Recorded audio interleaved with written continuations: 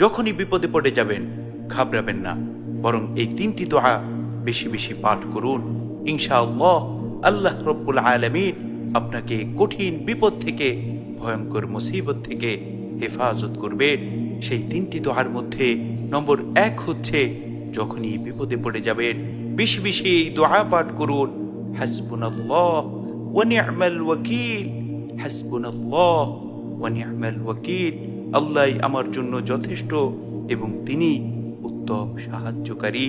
সুবহানাল্লাহ সুবহানাল্লাহি ওয়া বিহামদিহি সুবহানাল্লাহিল আযীম। নম্বর 2 হচ্ছে, যখনই কঠিন বিপদে পড়ে যাবেন সাথে সাথে এই দোয়া বেশি বেশি পাঠ করুন, রব্বি আন্নী মাগলুবুন ফান্তাসির, রব্বি আন্নী মাগলুবুন ফান্তাসির। হে আমার রব, হে আমার মালিক, আমি তো বড় অসহায়, আপনি আমাকে সাহায্য করুন।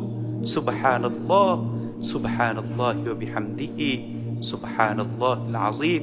নম্বর 3 হচ্ছে, যখন আপনার জীবন ভয়ঙ্কর মুসিবতের মধ্যে পড়ে যাবে, দেরি না করে সাথে সাথে এই দোয়া বেশি বেশি পাঠ করুন, রব্বি আন্নী মাসসানিয়াদ দুররু ওয়া আনতা আরহামুর রাহিমিন, রব্বি আন্নী মাসসানিয়াদ দুররু ওয়া আনতা আরহামুর রাহিমিন।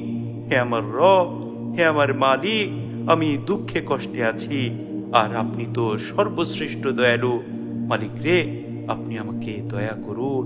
সুবহানাল্লাহ সুবহানাল্লাহি ওয়া বিহামদিহি সুবহানাল্লাহিল আযীম।